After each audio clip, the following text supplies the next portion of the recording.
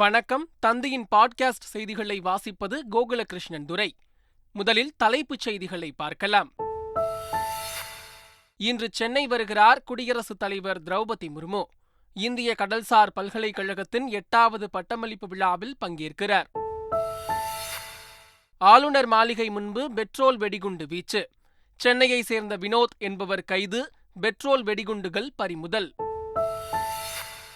ஆளுநர் மாளிகை முன்பு பெட்ரோல் குண்டு வீசியது தொடர்பாக டிஜிபி அலுவலகத்தில் ஆளுநர் மாளிகை புகார். பலத்த சத்தத்துடன் வெடித்த பெட்ரோல் குண்டால் ஆளுநர் மாளிகையின் முன்பகுதி சேதம் அடைந்திருப்பதாக புகாரில் தகவல். ஆளுநர் மாளிகை மீது பெட்ரோல் குண்டு வீசவில்லை, சர்தார் பட்டேல் சாலையில்தான் வீசினார்.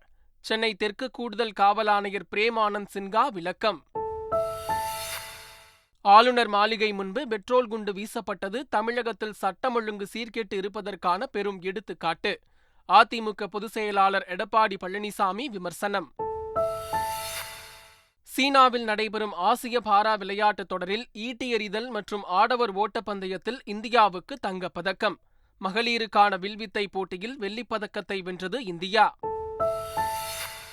உலகக்கோப்பை கிரிக்கெட் தொடரில் இங்கிலாந்து இலங்கை அணிகள் இன்று மோதல்.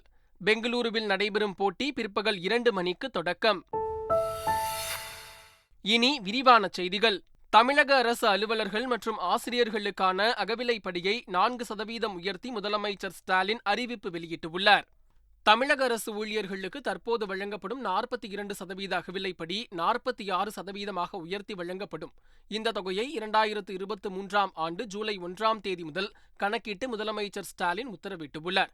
இந்த அகவிலைப்படி உயர்வால் சுமார் 16 லட்சம் அரசு அலுவலர்கள், ஆசிரியர்கள், ஓய்வூதியதாரர்கள், குடும்ப ஓய்வூதியதாரர்கள் பயன்பெறுவார்கள். அரசு பள்ளிகளில் 2222 பட்டதாரி ஆசிரியர்களை நியமனம் செய்வதற்கான போட்டித் தேர்வை ஆசிரியர் தேர்வு வாரியம் அறிவித்துள்ளது. அறிவிப்பின்படி நவம்பர் 1ஆம் தேதி முதல் 30ஆம் தேதி வரை ஆன்லைன் வழியில் போட்டித் தேர்வுக்கு விண்ணப்பிக்கலாம் என தெரிவிக்கப்பட்டுள்ளது. இடைநிலை மற்றும் பட்டதாரி ஆசிரியர் பணிக்கு போட்டித் தேர்வை கட்டாயமாக்கும் அரசாணை எண் 149ஐ பின்பற்றி இந்த போட்டித் தேர்வு நடைபெறுவதாகவும் ஆசிரியர் தேர்வு வாரியம் கூறியுள்ளது. ஆசிரியர் தகுதி தேர்வு தாள் 2இல் தேர்ச்சி பெற்றிருப்பது கட்டாயம் என்று அறிவுறுத்தியுள்ள வாரியம் 2024ஆம் ஆண்டு ஜனவரி 7ஆம் தேதி போட்டித் தேர்வுகள் நடைபெற உள்ளதாக அறிவித்துள்ளது. தமிழக தலைமை தேர்தல் அதிகாரி சத்யபிரதா சாஹூ அங்கீகரிக்கப்பட்ட அரசியல் கட்சி பிரதிநிதிகளுடன் ஆலோசனை நடத்தினார். தலைமை செயலகத்தில் நடைபெற்ற இந்த கூட்டத்தில் திமுக சார்பில் RS பாரதியும் தாயகம் கவியும் பங்கேற்றனர். அதிமுக சார்பில் முன்னாள் அமைச்சர் ஜெயக்குமார், சட்டத்துறை செயலாளர் இன்பதுரை கலந்து கொண்டனர். பாஜக சார்பில் கராத்தே தியாகராஜன், சவுந்தரராஜன், காங்கிரஸ் சார்பில் நவாஸ், சந்திரமோகன், தேமுதிக சார்பில் துணை பொதுச் செயலாளர் பார்த்தசாரதி, சச்சின் ராஜா உள்ளிட்டோரும் பங்கேற்றனர். 2024 மக்களவைத் தேர்தல் ஏற்பாடுகள் தொடர்பாகவும் அக்டோபர் 27ஆம் தேதி தமிழகம் முழுவதும் வரைவு வாக்காளர் பட்டியல் வெளியிடுவது தொடர்பாகவும் கட்சி பிரதிநிதிகளுடன் முக்கிய ஆலோசனை நடத்தப்பட்டது. சென்னை கிண்டியில் உள்ள ஆளுநர் மாளிகை முன்பு பெட்ரோல் குண்டு வீசிய சம்பவம் பரபரப்பை ஏற்படுத்தியுள்ளது. சென்னை கிண்டியில் உள்ள ஆளுநர் மாளிகை அருகே வந்த நபர் கையில் வைத்திருந்த பெட்ரோல் குண்டை வீசியதால் பரபரப்பு ஏற்பட்டது. அப்போது அங்கு பாதுகாப்பு பணியில் இருந்த போலீசார் சுதாரித்துக் கொண்டு அந்த நபர் 2வது முறையாக பெட்ரோல் குண்டு வீச இருந்ததை தடுத்து நிறுத்தி கையும் களவுமாக பிடித்தனர். இது தொடர்பான விசாரணையில் கைதான நபர் சென்னை தேனாம்பேட்டையை சேர்ந்த சரித்திர பதிவேடு குற்றவாளி கருக்கா வினோத் என தெரியவந்தது. நீட் தேர்வு விலக்கு மசோதாவில் ஆளுநர் கையெழுத்திட வேண்டும் என வலியுறுத்தி பெட்ரோல் குண்டு வீசியதாக போலீசாரிடம் கருக்கா வினோத் வாக்குமூலம் அளித்துள்ளதாக தகவல் வெளியாகியுள்ளது. சிறையில் இருந்து 2 நாட்களுக்கு முன்புதான் கருக்கா வினோத் வெளியே வந்த நிலையில் மீண்டும் பெட்ரோல் குண்டு வீசி பரபரப்பை ஏற்படுத்தியது. பெட்ரோல் குண்டு வீசியது தொடர்பாக ஆளுநர் மாளிகை தரப்பில் டிஜிபி அலுவலகத்தில் புகார் தெரிவிக்கப்பட்டுள்ளது. இது தொடர்பான புகார் மனுவில் ஆளுநர் மாளிகையை நோக்கி பெட்ரோல் குண்டை வீச முயற்சி நடந்ததாகவும் பலத்த சத்தத்துடன் வெடித்த பெட்ரோல் குண்டால் ஆளுநர் மாளிகையின் முன்பகுதி சேதம் அடைந்ததாகவும் தெரிவிக்கப்பட்டுள்ளது. ஆளுநரின் உயிருக்கு அச்சுறுத்தல் ஏற்படுத்தும் வகையில் திமுகவினர் தொடர்ந்து பேசி வருவதாக குற்றம் சாட்டியுள்ள ஆளுநர் மாளிகை மிரட்டலுக்கு இடையில் ஆளுநர் தனது கடமையை செய்து வருவதாகவும் மனுவில் தெரிவித்துள்ளது. சென்னை ஆளுநர் மாளிகை முன்பு பெட்ரோல் குண்டு வீசப்பட்ட சம்பவம் பரபரப்பை ஏற்படுத்தியுள்ள நிலையில் குடியரசுத் தலைவரின் சென்னை வருகையில் எந்த மாற்றமும் இல்லை என டிஜிபி அலுவலகம் தெரிவித்துள்ளது. 2 நாள் பயணமாக இன்று சென்னை வரும் குடியரசுத் தலைவர் திரௌபதி முர்மு ஆளுநர் மாளிகையில் தங்கி பட்டமளிப்பு விழாவில் கலந்து கொள்ள இருப்பது குறிப்பிடத்தக்கது. ஆளுநர் மாளிகை மீது குண்டு வீசப்பட்ட சம்பவம் தமிழகம் அமைதி பூங்கா என்ற அடையாளத்தை கேள்விக்குறியாக்கியுள்ளதாக எதிர்க்கட்சித் தலைவர் எடப்பாடி பழனிசாமி தெரிவித்துள்ளார். இது தொடர்பாக எக்ஸ் தளத்தில் அவர் வெளியிட்டுள்ள பதிவில், தமிழ்நாடு ஆளுநர் மாளிகை வாசலில் பெட்ரோல் குண்டு வீசப்பட்ட சம்பவம் பெரும் அதிர்ச்சியை அளிப்பதாக குறிப்பிட்டுள்ளார். ஆளுநர் மாளிகையிலேயே இத்தகைய சம்பவம் நடந்திருப்பது தமிழகத்தின் பாதுகாப்பையும் அமைதி பூங்கா என்ற அடையாளத்தையும் கேள்விக்குறியாக்கி இருப்பதாக அவர் கூறியுள்ளார். ஆளுநர் மாளிகை முன்பு பெட்ரோல் குண்டு வீசப்பட்ட நிலையில் எந்த வன்முறையையும் அரசு ஏற்றுக்கொள்ளாது என்று விளையாட்டுத்துறை அமைச்சர் உதயநிதி ஸ்டாலின் கூறினார்.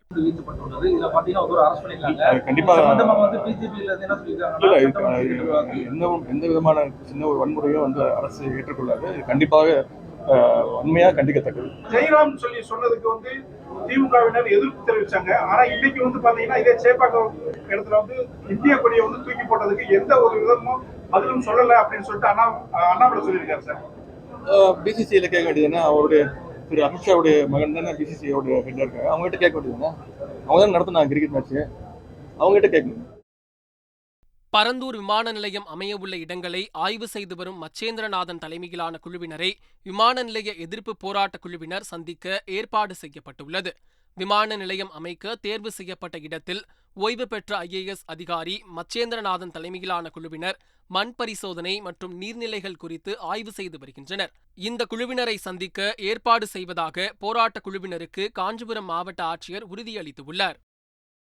அம்பத்தூரில் வடமாநில தொழிலாளர்கள் மோதலை தடுக்க சென்ற காவலர்கள் மீது தாக்குதல் நடத்தப்பட்ட சம்பவம் பரபரப்பை ஏற்படுத்தியது. அம்பத்தூர் அருகே பட்டரவாக்கம் தொழிற்சாலை பகுதியில் அமைந்துள்ள தொழிற்சாலை ஒன்றில் ஆயுத பூஜை கொண்டாடப்பட்டது. அப்போது மதுபோதையில் இருந்த வடமாநில தொழிலாளர்கள் சுமார் 200 பேர் இரு பிரிவுகளாக பிரிந்து மோதலில் ஈடுபட்டனர். இதைத் தொடர்ந்து சம்பவ இடத்திற்கு விரைந்த போலீசார் மோதலை தடுக்க முயன்றனர். அப்போது போதையில் இருந்த வடமாநில தொழிலாளர்கள் ரகுபதி என்ற காவலரை சரமாரியாக தாக்கி அவர்களது இருசக்கர வாகனத்தையும் சேதப்படுத்தினர். இதனால் தொழிற்சாலையில் போலீசார் குவிக்கப்பட்டுள்ளனர். மேலும் தாக்குதலில் ஈடுபட்டவர்களை அடையாளம் காணும் பணி நடைபெற்று வருகிறது. இந்தியாவில் உள்ள பாதுகாப்பான மெட்ரோ நகரங்களின் பட்டியலில் சென்னை முதலிடத்தில் இருப்பது ஆய்வின் மூலம் தெரியவந்துள்ளது. செர்பியா நாட்டை தலைமையிடமாக கொண்டு செயல்பட்டு வரும் நம்பியோ நிறுவனம் உலகின் முக்கிய நகரங்கள் பற்றி மேற்கொண்ட ஆய்வின் பட்டியலை வெளியிட்டுள்ளது. அதன்படி பாதுகாப்பான மெட்ரோ நகரங்களின் பட்டியலில் சென்னை இந்திய அளவில் முதலிடத்திலும் உலக அளவில் 127வது இடத்தையும் பெற்றுள்ளது. மும்பை 161வது இடத்திலும், கொல்கத்தா 174வது இடத்திலும், புதுதில்லி 263வது இடத்தையும் பிடித்துள்ளன. நடப்போம் நலம் பெறுவோம் என்ற திட்டத்தை நவம்பர் 4ஆம் தேதி முதலமைச்சர் ஸ்டாலின் சென்னையில் தொடங்கி வைக்க இருப்பதாக அமைச்சர் மா. சுப்பிரமணியன் தெரிவித்துள்ளார். சென்னை பெசன்ட் நகரில் செய்தியாளர்களை சந்தித்த அவர், அதைத் தொடர்ந்து 37 மாவட்டங்களிலும் 8 கிலோமீட்டர் நடைபயிற்சி மேற்கொள்ளும் இந்த திட்டம் தொடங்கப்படும் என்றார். சென்னை பெசன்ட் நகர் முத்துலட்சுமி பூங்காவில் இருந்து 8 கிலோமீட்டர் நடைபயிற்சி மேற்கொள்ள நடவடிக்கை எடுக்கப்பட்டுள்ளதாக அமைச்சர் தெரிவித்தார். அரசு பள்ளிகளில் 2222 பட்டதாரி ஆசிரியர் பணியிடங்களை நிரப்புவதற்கான போட்டித் தேர்வு வரும் ஜனவரி 7ஆம் தேதி நடைபெறுகிறது. இதில் கடந்த 2019 மற்றும் 2022ஆம் ஆண்டுகளில் நடந்த டெட் 2ஆம் தாள் தேர்வில் தேர்ச்சி பெற்றவர்கள் இந்த போட்டித் தேர்வை எளிதாக எதிர்கொள்ளக்கூடிய சூழல் ஏற்பட்டுள்ளது. அதே நேரத்தில் 2012ஆம் ஆண்டு முதல் டெட் தேர்வை முடித்தவர்களுக்கு சிறப்பு சலுகையாக வெயிட்டேஜ் மதிப்பெண்கள் அறிவிக்கப்பட்டுள்ளன. 2வது போட்டித் தேர்வை நடத்துவதற்கு வழிவகை செய்யும் அரசாணை 149 ரத்து செய்யப்படும் என திமுக தேர்தல் அறிக்கையில் வாக்குறுதி அளித்து இருந்தாலும் அவை நிறைவேற்றப்படவில்லை என்பதால் தேர்வு குறித்த அறிவிப்பை ஆசிரியர் தேர்வு வாரியம் வெளியிட்டுள்ளது. கேரளாவில் மழை தொடர்பாக 7 மாவட்டங்களுக்கு மஞ்சள் எச்சரிக்கை விடுக்கப்பட்டுள்ளது. கடந்த சில தினங்களாக மழை பெய்து வரும் நிலையில் பத்தினம்திட்டா, ஆலப்புழா, கோட்டயம், எர்ணாகுளம், கொல்லம், பாலக்காடு மற்றும் இடுக்கி மாவட்டத்திற்கு மஞ்சள் எச்சரிக்கை விடுக்கப்பட்டுள்ளது. ஓரிரு இடங்களில் கனமழை பெய்ய வாய்ப்புள்ளதாக வானிலை ஆய்வு மையம் தெரிவித்துள்ளது. மீண்டும் தலைவருடன் இணைந்து விட்டதாக அமிதாப் பச்சன் நெகிழ்ந்துள்ளார். ஞானவேல் இயக்கும் தலைவர் 170 படத்தின் படப்பிடிப்பு மும்பையில் நடைபெற்று வரும் நிலையில் 33 ஆண்டுகளுக்கு பிறகு தனது ஆசானுடன் இணைந்து நடிப்பதாக அமிதாப் பச்சனுடன் எடுத்த புகைப்படத்தை பகிர்ந்து ரஜினிகாந்த் நெகிழ்ந்தார். தொடர்ந்து சமூக வலைதள பக்கத்தில் மகிழ்ச்சியை வெளிப்படுத்தியுள்ள அமிதாப் பச்சன் 33 ஆண்டுகள் கடந்தும் ரஜினிகாந்த் துளிக்கூட மாறாமல் உயர்ந்த மனிதராக திகழ்வதாக புகழ்ந்துள்ளார். மாமன்னன் ராஜராஜ சோழனின் சதய விழா தீபாவளி போல் கொண்டாடப்பட வேண்டும் என நடிகர் பசுபதி வலியுறுத்தியுள்ளார். ராஜராஜன்கிற ஒரு மாபெரும் தலைவன், ஒரு ஆசான் அப்படின்னு பல விஷயங்களை சொல்லிட்டு போகலாம். அவருடைய இந்த நாளில் இங்கே இந்த இடத்துல வந்து கலந்துக்கணுன்றதில் நான் ரொம்ப பெருமைப்படுறேன். இன்னும் கிராண்டாக கொண்டாடணும். எப்படி ஒரு தீபாவளி கொண்டாடுறோமோ அந்த மாதிரி இதையும் கொண்டாடணும். ஆனால் ஆக்சுவலாக உண்மை தான், அது அப்படி கொண்டாடணும். ஏன்னா நமக்கு பல விஷயங்களை மரபு வழிகளாக சொல்லிட்டு போன ஒரு முன்னோர். இன்றைக்கி அதை தான் பல விஷயங்களை நம்ம ஃபாலோ பண்ணிகிட்ருக்கோம். உள்ளாட்சியிலேருந்து பல விஷயங்கள் எடுத்துகிட்டு போனால் போயிட்டே இருக்கலாம். அப்படி ஒருத்தருக்கு வந்து ஒரு தீபாவளி மாதிரி ஒன்று செய்யணும்.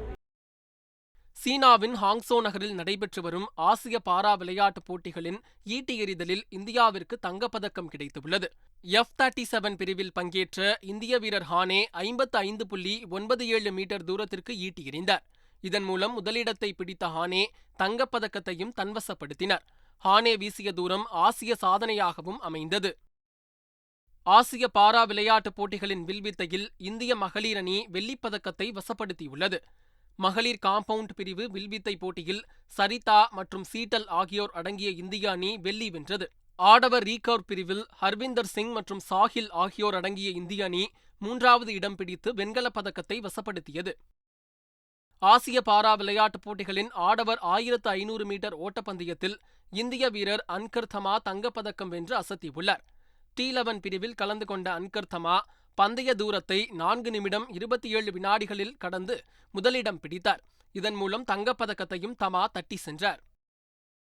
இந்திய மகளிர் கிரிக்கெட் அணியின் புதிய தலைமை பயிற்சியாளராக அமோல் முசீம்தர் நியமிக்கப்பட்டுள்ளார்.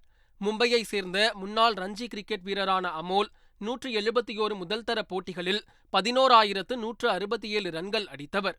இந்திய ஜூனியர் அணியின் பயிற்சியாளராகவும் அமோல் செயல்பட்டு உள்ள நிலையில் BCCI அவருக்கு வாழ்த்து தெரிவித்துள்ளது. உலகக்கோப்பை கிரிக்கெட் தொடரின் 24வது போட்டியில் நெதர்லாந்தை 309 ரன்கள் வித்தியாசத்தில் வீழ்த்தி ஆஸ்திரேலியா இமாலய வெற்றி பெற்றது.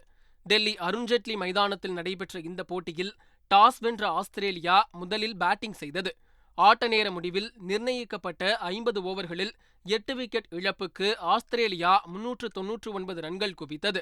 பின்னர் 400 ரன்கள் என்ற இமாலய இலக்கை நோக்கி ஆடிய நெதர்லாந்து 21வது ஓவரில் 90 ரன்களுக்கு ஆல் அவுட் ஆனது.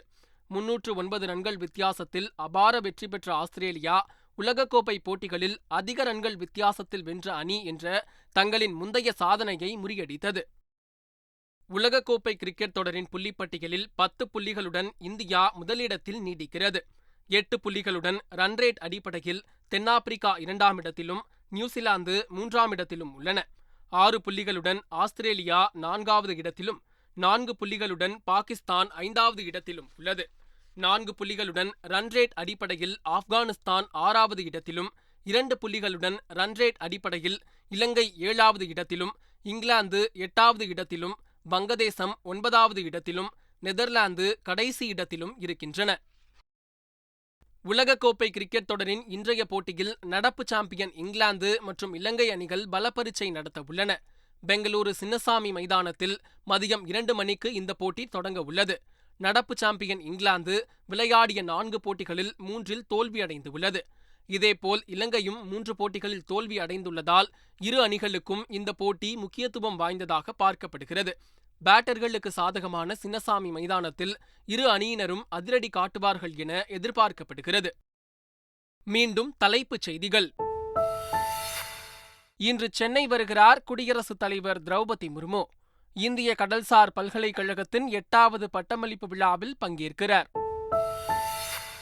ஆளுநர் மாளிகை முன்பு பெட்ரோல் வெடிகுண்டு வீச்சு.